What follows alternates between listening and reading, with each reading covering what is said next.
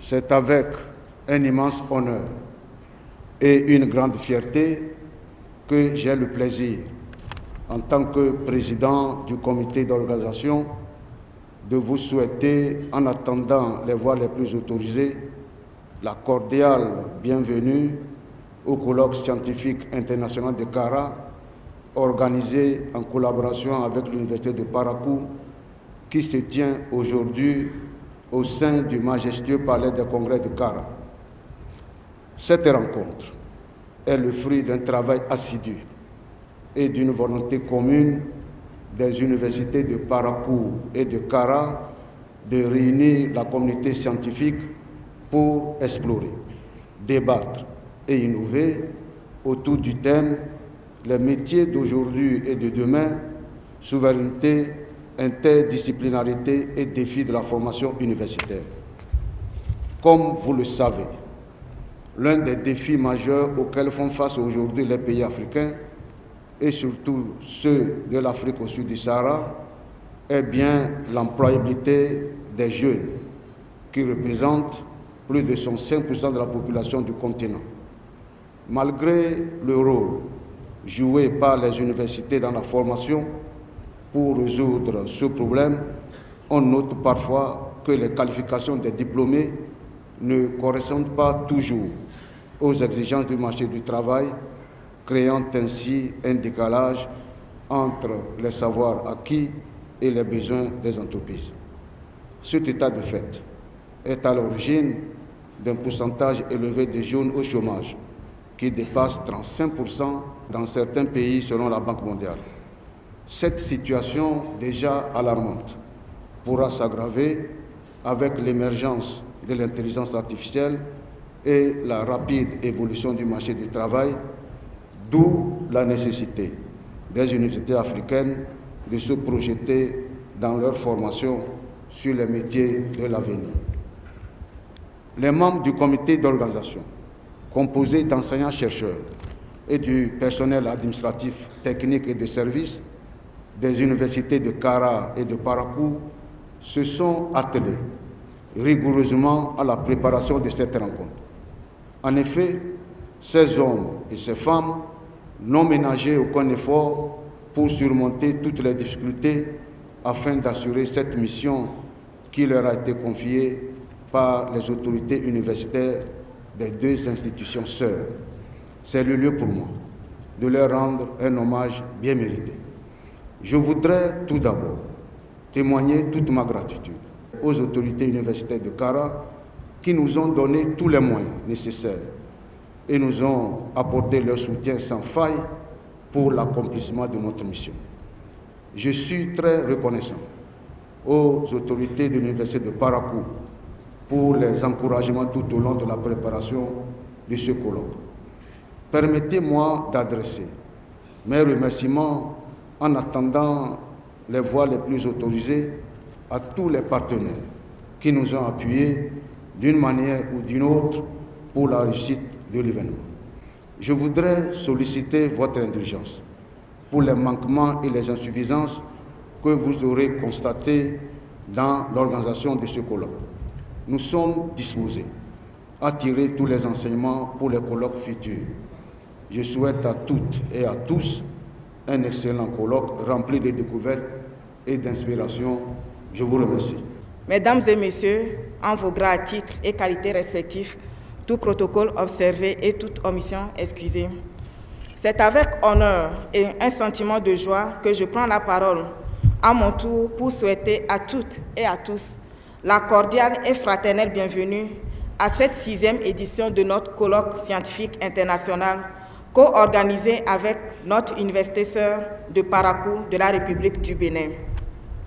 Qu'il me soit permis de rendre grâce à Dieu pour la vie de chacune et chacun d'entre vous qui êtes venus de près ou de loin pour prendre part à cette messe scientifique qui va se dérouler cette semaine du 6 au 10 octobre. Votre présence massive exprime la reconnaissance du rôle croissant de l'Université de Kara comme un acteur majeur de la recherche et de l'innovation dans notre sous-région.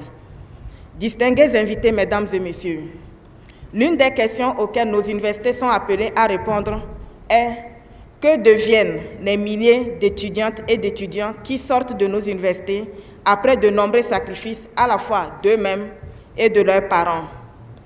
Les universités africaines sont interpellées par des défis immenses, incluant l'obsolescence rapide des savoirs, la nécessité d'adapter l'offre de formation aux transitions écologiques et numériques, la formation aux soft skills, la recomposition géopolitique mondiale avec la naissance de nouveaux regroupements d'États, le recrutement et la fidélisation des enseignants qualifiés et la conciliation entre excellence académique et utilitarisme pour ne pas tomber dans un enseignement purement utilitaire. Face à ces défis et réalités, l'université africaine doit jouer un rôle central. Elle ne peut plus se limiter à transmettre des savoirs classiques. Elle doit anticiper des métiers d'avenir, former des compétences nouvelles, encourager l'innovation locale et contribuer à la résilience de nos sociétés. C'est tout le sens du présent colloque qui réunit toutes les disciplines, des sciences médicales aux sciences sociales, des lettres aux sciences technologiques, du droit à l'économie, de l'agriculture au droit, pour bâtir une synergie interdisciplinaire, car les défis de notre temps ne se résoudront pas en silos, mais par le dialogue des savoirs et des pratiques. Monsieur le ministre, honorables invités, notre réflexion s'inscrit dans les grandes orientations stratégiques internationales et continentales, notamment les objectifs de développement durable qui rappellent à une éducation inclusive, équitable et de qualité à l'ODD 4, à la réduction des inégalités à l'ODD 10 et à l'innovation industrielle à l'ODD 9. Par ailleurs, les orientations stratégiques du CAMES nous invitent à bâtir un espace harmonisé de l'enseignement supérieur et de la recherche, à promouvoir l'excellence académique, la mobilité des compétences et la valorisation des résultats scientifiques au service du développement. Ces cadres stratégiques renforcés par les ambitions de la feuille de route gouvernementale sous la houlette de son Excellence M. Foyesos Nanyasingbe, président du Conseil, nous rappellent que la recherche et la formation universitaire doivent être des leviers au service de la transformation structurelle de nos économies et de la souveraineté de nos nations. Chers collègues, un proverbe africain dit « L'intelligence est comme un feu, il faut l'attiser pour qu'il brille ». Ce colloque est précisément ce foyer où nos savoirs et nos intelligences se rencontrent, s'enrichissent et s'illuminent mutuellement.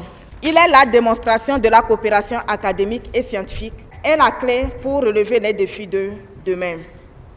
En accueillant ce colloque pour la 6e fois, l'Université de Kara confirme sa vocation à être non seulement un lieu de savoir, mais aussi un laboratoire d'idées, un incubateur de solutions et un moteur de développement local et continental. C'est le lieu d'exprimer toute notre gratitude et celle de la communauté universitaire de Kara à son Excellence M. Foyesos Nanyasingbe, président du Conseil, pour l'attention qu'il ne cesse de porter à l'Université de Kara pour qu'elle progresse et devienne un pôle d'excellence académique et de recherche scientifique. Monsieur le ministre, votre déplacement de Lomé à Kara démontre également la place qu'occupe notre université dans les choix stratégiques du département dont vous avez la charge. Soyez-en grandement remerciés. Je voudrais aussi, du haut de cette tribune, adresser mes hommages et mes remerciements à l'ensemble des présidents honoraires, notamment feu professeur Aïssa Agbetra, professeur comme Ipalamou Tchakpede, professeur Komla Sanda et professeur Kokou Tcharié, pour les remarquables missions accomplies à la tête de l'Université de Kara pour qu'elle atteigne le niveau actuel. C'est également l'occasion pour moi d'exprimer la gratitude à tous nos partenaires institutionnels, notamment l'Université de Parakou, pour le temps et l'investissement fournis pour l'organisation du présent colloque et dont la présence parmi nous témoigne grandement des liens de fraternité qui existent entre nos deux universités. Pour finir, je remercie l'ensemble des membres du comité d'organisation qui se sont investis nuit et jour pour la bonne tenue de cette rencontre. Blaise Pascal disait « La dernière démarche de la raison est de reconnaître qu'il y a une infinité de choses qui la surpassent. » Alors que leur mission continue, je voudrais vous prier d'excuser toute insuffisance que vous constaterez et d'aider du mieux que vous pouvez pour que la fête soit belle. Honorables invités, mesdames et messieurs, je forme le vœu que nos travaux contribuent à renforcer la pertinence et l'impact de nos universités, qu'ils inspirent les politiques et décideurs, qu'ils ouvrent des perspectives concrètes pour la jeunesse africaine. Vive l'Université de Kara, vive le Togo, je vous remercie. Au nom de la délégation qui m'accompagne et en mon nom propre, je vous exprime, chère sœur, Madame la Présidente, notre sincère gratitude pour l'accueil chaleureux que vous nous avez réservé avec toute votre équipe d'organisation. Je saisis cette occasion pour vous adresser, Madame la Présidente, mes chaleureuses félicitations pour votre brillante nomination à la tête de cette prestigieuse université. Que le Dieu Tout-Puissant, le Dieu Allah, vous accompagne dans cette noble mission au service du rayonnement académique, du renforcement des partenariats et de l'excellence universitaire. Avec mon équipe, je reste pleinement disponible pour poursuivre les chantiers déjà ouverts et en initier de nouveaux. Mesdames et messieurs, chers collègues, l'événement qui nous rassemble ce jour est un baromètre permettant d'apprécier à sa juste valeur la solidité de notre fraternité scientifique et la valeur de la coopération entre nos deux universités. Je voudrais rendre hommage aux anciens présidents de l'Université de Kara, le professeur Sanda, le professeur Tcharié, pour leur dynamisme, leur degré d'ouverture, leur franche collaboration. Rendre hommage à mon prédécesseur, mon aîné, le recteur Gandaro, pour avoir conduit avec l'Université de Kara les débuts de cette coopération. Grâce à vous, nos deux universités ont su concevoir, soumettre et mettre en œuvre d'importants projets de recherche-développement. Que Dieu bénisse vos nouvelles missions et vous ouvre d'autres portes, tout en vous gardant proche, très proche, de cette belle œuvre commune que nous construisons. Madame la Présidente, les hommes passent, mais les investissements restent. Ils passent le relais et leurs successeurs assument leur héritage. Madame la Présidente, héritiers des engagements de nos prédécesseurs et de leurs actes, nous saurons, avec la volonté de nos équipes respectives, densifier les initiatives et projets au profit du rayonnement de nos deux universités sœurs. Monsieur le ministre, mesdames et messieurs, chers collègues, le marché du travail est en pleine ébullition, avec la disparition de certains métiers et la création de nouveaux. La moitié des métiers que nous exercerons en 2050 n'existent pas encore. L'intelligence artificielle et l'automatisation transforment les métiers, rendant plusieurs compétences obsolètes, tout en créant de nouvelles. La lutte contre le réchauffement climatique et la préservation de l'environnement induit de nouveaux métiers liés à la transition écologique et énergétique. Les conflits et les crises récurrentes affectent de manière disproportionnée l'économie mondiale et plus particulièrement le développement durable de l'Afrique, avec un besoin pressant de nouvelles compétences. Les jeunes se heurtent à des défis multiples qui influencent non seulement leur parcours professionnel, mais aussi leur bien-être mental et leur identité. C'est dans ce contexte délicat que se dessinent les contours des luttes et des aspirations d'une génération entière. prête à façonner son avenir. La nature des contrats de travail a évolué avec une conséquence fondamentale sur la pédagogie, rendant obligatoire l'approche classique pour des innovations pédagogiques employantes. Former à l'emploi et donc permettre à nos jeunes de chercher la place chez quelqu'un d'autre. Mais former à l'auto-emploi pour leur permettre de se faire leur propre place s'impose à nous, formateurs responsables. Quelles sont les nouvelles approches pédagogiques susceptibles de transformer la formation professionnelle en la rendant plus adaptée aux besoins contemporains du marché du travail? Quelles sont les méthodes innovantes d'enseignement pouvant améliorer le niveau de compétences des apprenants tout en les préparant efficacement à relever les défis professionnels d'aujourd'hui et de demain? Il est donc plus impératif que jamais de concentrer nos efforts de recherche sur ces questions brûlantes. C'est la raison pour nous, alors, d'ovationner l'ingéniosité des acteurs qui ont pensé et retenu la thématique de la présente rencontre, les métiers d'aujourd'hui et de demain, souveraineté, interdisciplinarité et défis de la formation. Il s'agit d'une thématique d'une grande pertinence et répondant à une actualité de débat. Le président du comité d'organisation en parlait tantôt, une actualité de débat et d'inquiétude face à l'utilité de l'université pour le développement. La légitimité de notre utilité se joue dans les solutions originales que la recherche propose, jouant bien la partition harmonieuse recherche, innovation, insertion professionnelle. L'État et les parties prenantes de l'éducation nous interpellent et attendent des innovations radicales pour transformer le visage de la formation et légitimer notre existence. Que faisons-nous pour suivre et accompagner nos jeunes dans l'amélioration donc de leur champ d'insertion? Que faisons-nous réellement face à la souveraineté, l'interdisciplinarité et les défis de la formation? Chers collègues, vous avez compris, nous sommes interpellés. Et au-delà des échanges scientifiques, nous devrions comprendre la nécessité de passer aux propositions concrètes. Je suis sûr que M. le ministre, en demandant le rapport clôturant nos travaux, il sera très heureux des propositions concrètes que nous faisons en montrant et en nous adaptant, bien sûr, aux objectifs de ce colloque, notre promesse de réflexion féconde, de débats passionnés, de rencontres inspirantes pour effectivement apporter des solutions innovantes aux problèmes d'insertion professionnelle de nos jeunes. Je garde l'espoir, avec tous les participants, que la deuxième plénière prévue au programme, défi de l'insertion professionnelle des diplômés en sciences sociales et humaines, face aux mutations du marché de l'emploi, va déboucher sur des propositions intéressantes pour nos centres de formation universitaire. Le financement public veut être rentabilisé autrement. Former pour former, non, mais former des gens pour des métiers de demain, des gens capables donc de relever les défis du développement de notre Afrique. Ce colloque est bien plus qu'un rendez-vous académique et nos gouvernants attendent de nous des solutions qui dépassent nos réflexions scientifiques.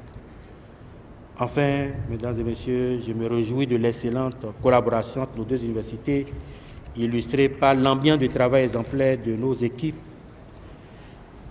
Rendez-vous donc pris pour l'année prochaine, mais avant, je tiens à remercier tous ceux qui ont œuvré sur le chantier pour qu'on ait ce format très amélioré donc, de ces rencontres scientifiques. Vive l'université de Parakou, vive l'université de Kara, vive les universités sœurs donc du Bénin, du Togo, pour que vive l'Afrique qui pense, forme et transforme. Je vous remercie. Permettez-moi de m'aligner sur le protocole qui a été donné à plusieurs reprises par mes prédécesseurs qui ont pris la parole avant moi. Néanmoins, je voudrais saluer la présence des anciens présidents, de la présidente de l'université de Kara, du recteur de l'université de Parakou, du préfet de la COSA représentant le gouverneur et de tous les responsables politiques, administratifs, universitaires qui ont bien voulu faire le déplacement ce jour. Ce jour est forcément un jour historique parce que c'est la première fois qu'un ministre prend la parole devant un président d'université femme dans notre pays.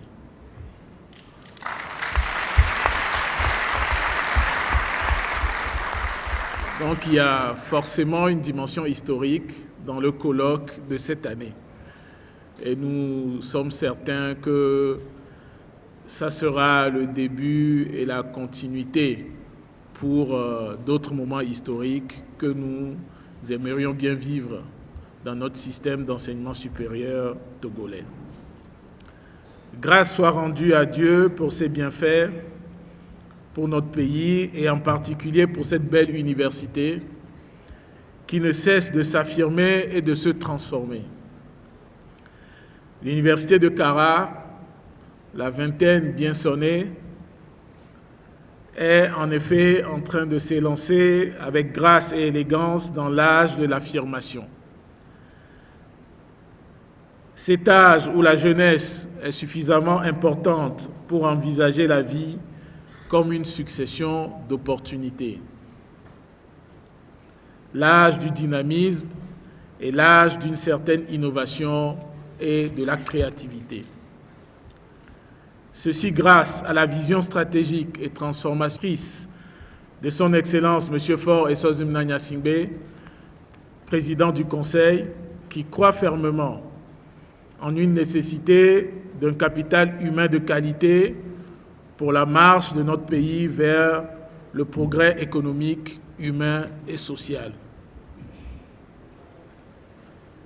Je voudrais, de manière solennelle, féliciter Madame la Présidente de l'Université pour sa nomination et lui réitérer nos vœux de plein succès et aussi lui redire notre disponibilité à l'accompagner dans sa belle et noble mission au service de notre université. La tenue de ce 6e colloque scientifique international co-organisé par l'Université de Kara et celle de Parakou sur la thématique « Les métiers d'aujourd'hui et de demain », souveraineté, interdisciplinarité et défis de la formation universitaire résonne particulièrement dans notre contexte local. En effet, les conséquences de la crise sanitaire couplées aux affrontements commerciaux et géopolitiques créent un sentiment d'incertitude dans le monde, dans nos pays, dans nos régions, dans nos communautés et dans nos vies. Nos pays, chers participants, subissent parfois avec une certaine violence les bouleversements mondiaux, les bouleversements dont ils ne sont pas nécessairement les auteurs, mais dont ils subissent les conséquences. La dégradation de la situation sécuritaire, l'impact redoutable du changement climatique qui affecte les récoltes et rend les hommes et les femmes de nos campagnes vulnérables, les tensions sur les prix qui fragilisent le tissu social et mettent à mal les acquis si chèrement obtenus ces dernières années. Dès lors, la question de la souveraineté académique devient essentielle. Il est important de briser, dans un premier temps, dans les esprits, puis dans la pratique, le prisme de l'extraversion en matière de formation. En effet, depuis quelques décennies maintenant, nos universités regorgent suffisamment de capacités académiques et en matière de recherche pour donner une formation fondamentale de très grande qualité à nos jeunes.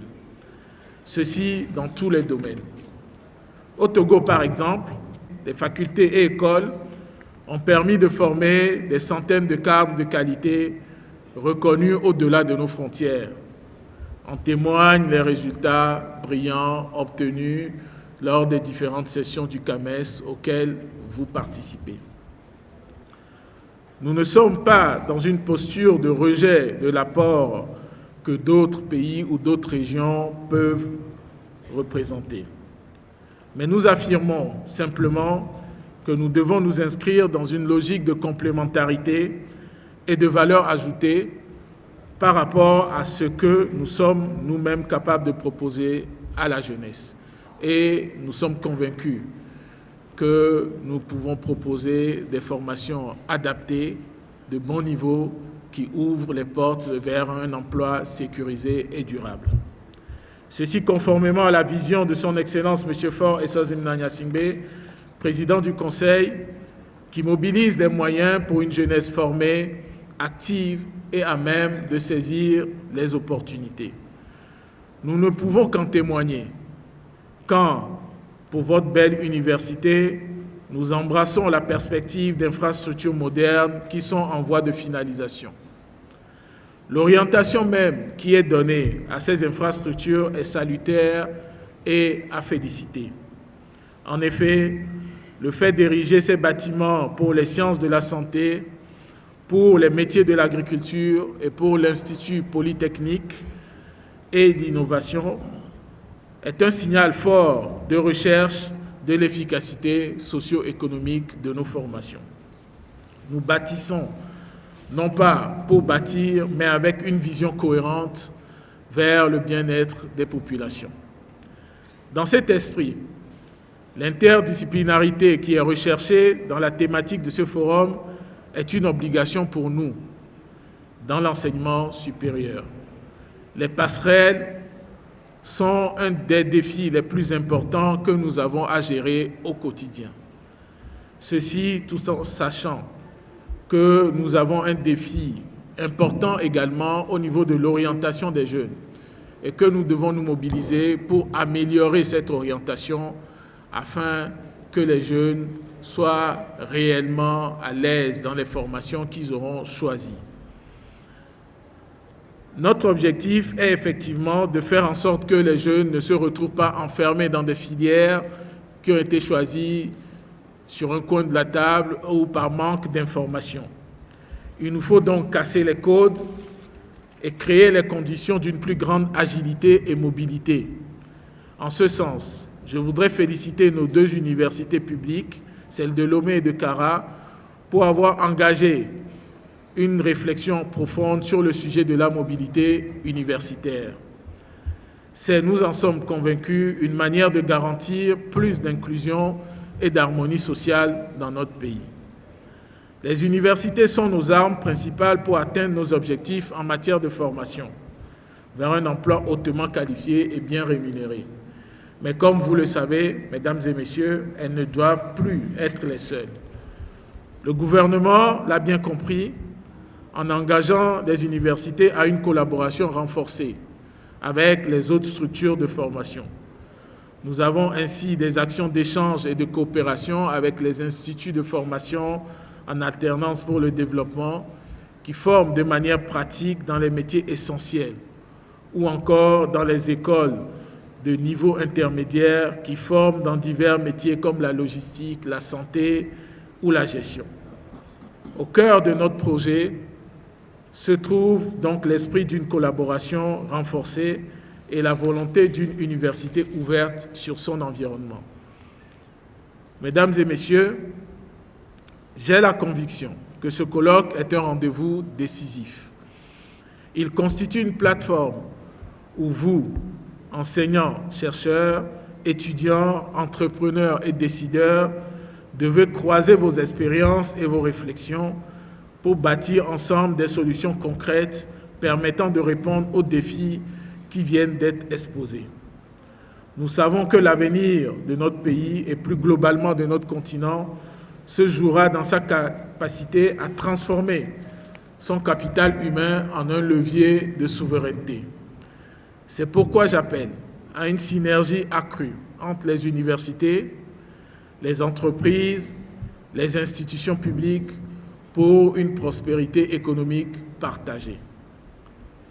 Je vous invite, au cours de ce colloque, à explorer des pistes audacieuses et à enrichir valablement le rapport, comme cela a été promis par le recteur de l'Université de Parakou dans son mot, à proposer des solutions concrètes et à tracer les contours d'une université africaine proactive capable de transformer les défis en opportunités. Je salue vivement cette belle initiative des deux universités, de même que l'ensemble des membres du comité d'organisation pour leur clairvoyance et leur engagement. Je puis vous assurer du soutien constant du gouvernement togolais à toutes les initiatives qui contribuent à l'épanouissement de la jeunesse, à l'employabilité durable et au rayonnement scientifique de notre continent. Permettez-moi de saluer l'ensemble des amis et partenaires venus de près ou de loin participer à ce grand événement scientifique. Je salue en particulier la forte délégation de l'Université de Parakou, la présence de son recteur et de son vice-recteur, et je magnifie l'esprit de partage et de collaboration dont ils ont fait preuve durant toutes ces années, à tel point que les deux universités évoluent ensemble dans une sorte de gémellité que nous admirons particulièrement. C'est sur ces mots de remerciement que je déclare ouverts les travaux du 6e colloque international de l'Université de Kara, édition 2005, et que je souhaite plein succès à vos échanges.